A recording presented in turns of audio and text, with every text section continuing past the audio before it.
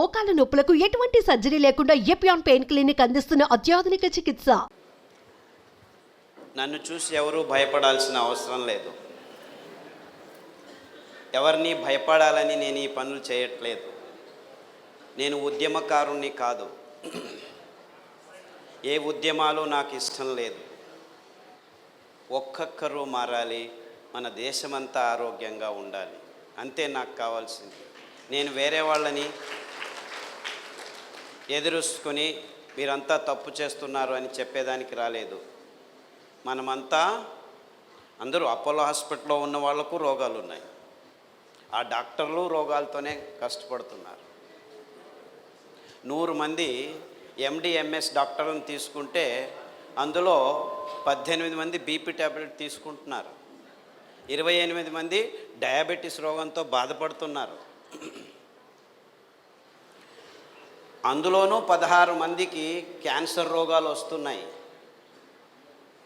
అంటే గడిచిన 50 సంవత్సరాల్లో ఏ ఒక్కరిని ఈ రోగాలు వదలట్లేదు.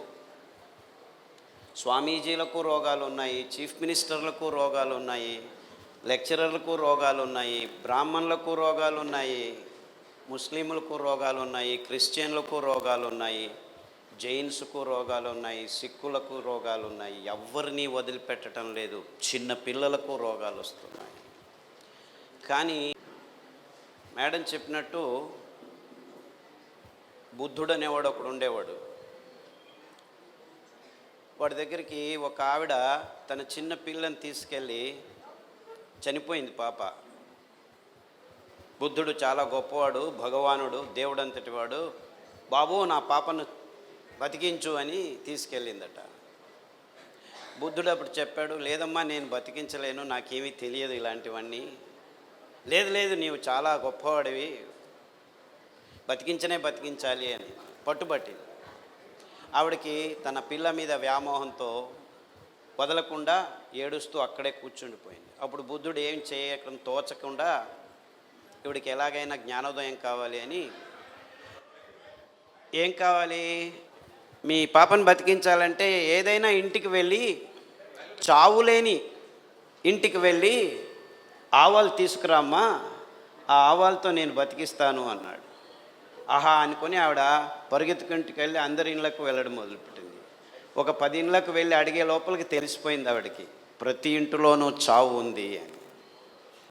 ఇదే కథ ఇప్పుడు జరిగితే బుద్ధ భగవానుడికి ఆ చావు అనే పదం అవసరం లేదు. ఏ ఇంటికైనా వెళ్ళు, డయాబెటీస్ బీపీ లేకున్న ఇళ్ళల్లో నుంచి ఆవాలు తీసుకురా అంటే మన దేశం కాదు, ఏ దేశానికైనా వెళ్ళండి. అంటే ఈ రోగాలు ప్రతి ఇంటిలో ఉన్నాయి. నేను ఇలా లెక్చర్ ఇస్తుంటే మండ్యా దగ్గర చిన్న పల్లెలో, ఏంటి సార్ ఇంకా మీరు ఇళ్ళల్లో ఉన్నారు, ప్రతి ఒక్కరి జోబుల్లో ట్యాబ్లెట్ ఉన్నాయి చూడండి అని ఇలా చూపిస్తున్నారు. అంటే ఇంటిలో ప్రతి ఒక్కరికి రోగాలు ఉన్నాయి. ఇంట్లో కాదు, ఇంట్లో ఉన్న ప్రతి ఒక్కరికి రోగాలు ఉన్నాయి. తమాషా ఏమిటంటే ఈ రోగాలన్నీ గడిచిన 50 సంవత్సరాల్లోనే వచ్చాయని ఈ పత్రికలు రాయట్లేదు,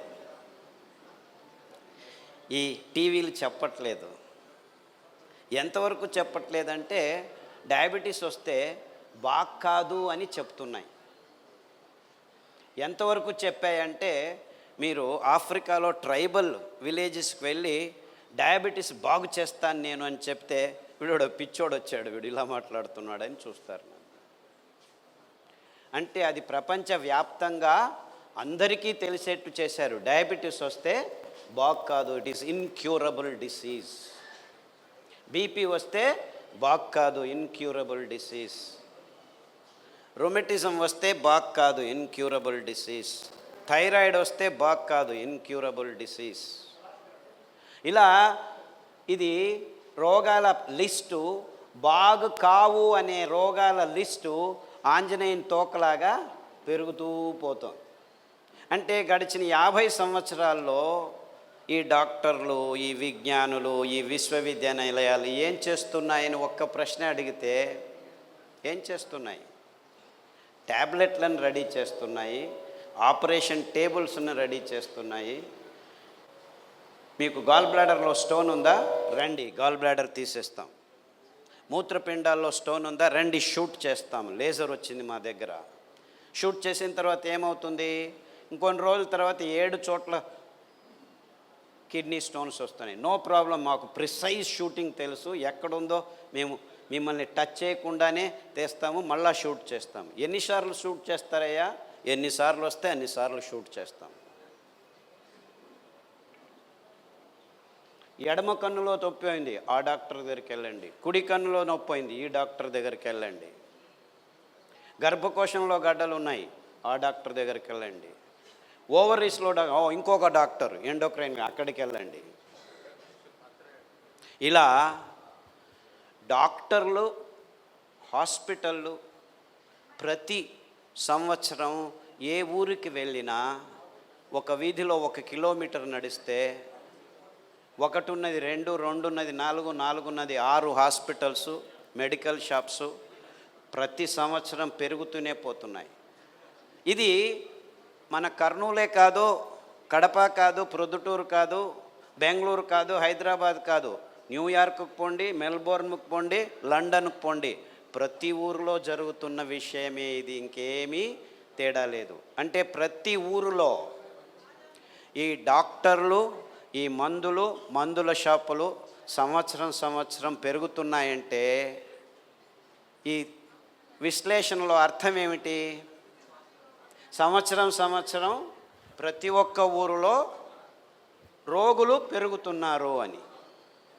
కానీ 50 సంవత్సరాల నుంచి వీళ్ళందరూ ఏం చెప్తున్నారు? మనకి విజ్ఞానపు అంచుల్ని మేము చూసేస్తున్నాము అని చెప్పేస్తున్నారు. విజ్ఞానపు అంచులను చూసేస్తుంటే 50 సంవత్సరాలైంది, ఎందుకు రోగులు ఎక్కువ అవుతున్నారు? మీరు విజ్ఞానాన్ని అంతగా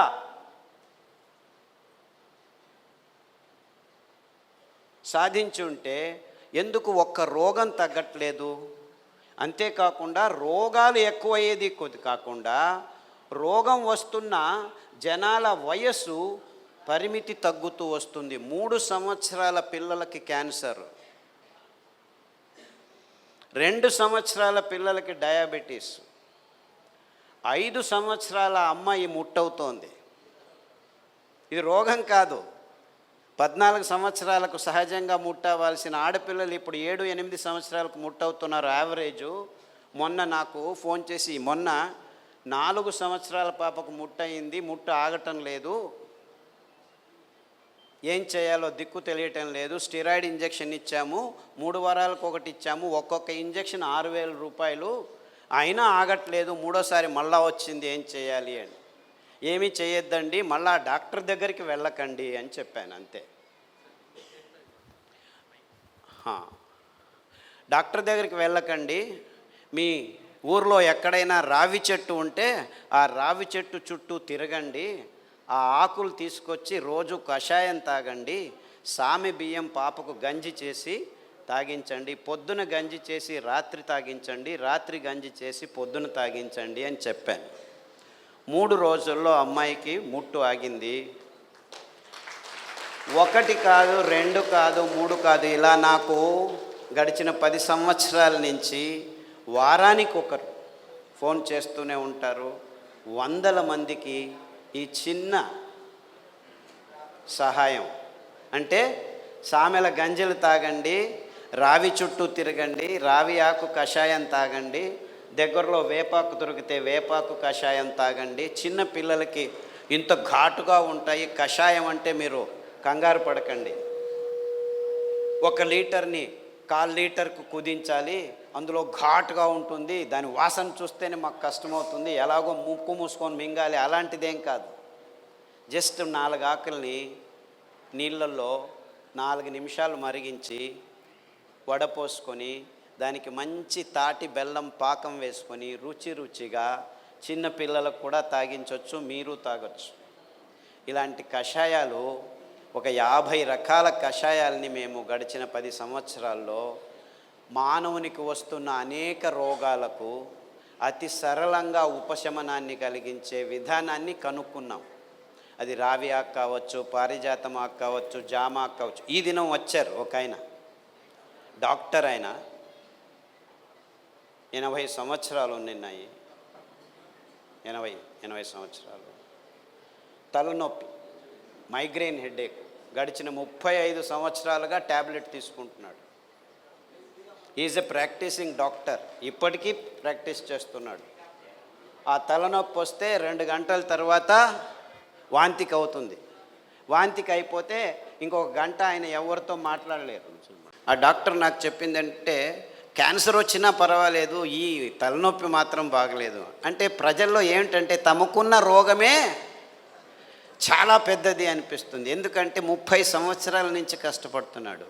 మైగ్రేన్ హెడేక్, ఆ తలనొప్పి వస్తే వాంతి అయితే నిశ్శక్తమై నిర్వీర్యమై గంట సేపు 2 గంటల సేపు పడుకున్న చోటే పడుకొని ఉంటాడు.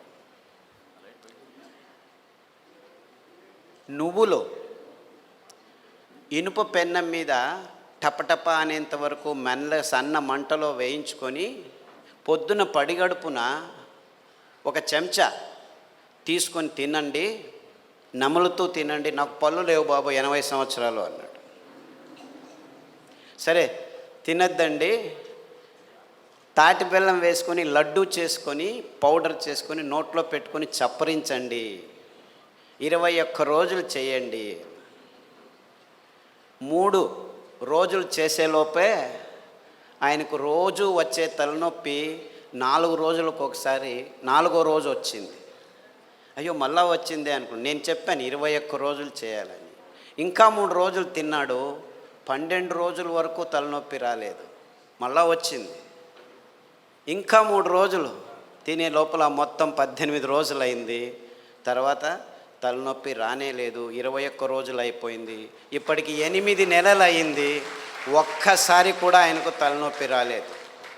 ఈ మనిషి ప్రాక్టీసింగ్ ఎండి డాక్టర్, 30 సంవత్సరాలు ఈ సో కాల్డ్ ఆయన అమెరికాకి వెళ్ళాడు, అన్ని చోట్లకు వెళ్ళాడు, లెక్చర్లు ఇచ్చాడు, అంతా చేశాడు, ట్యాబ్లెట్లు తీసుకుంటూనే ఉన్నాడు. They could not help themselves.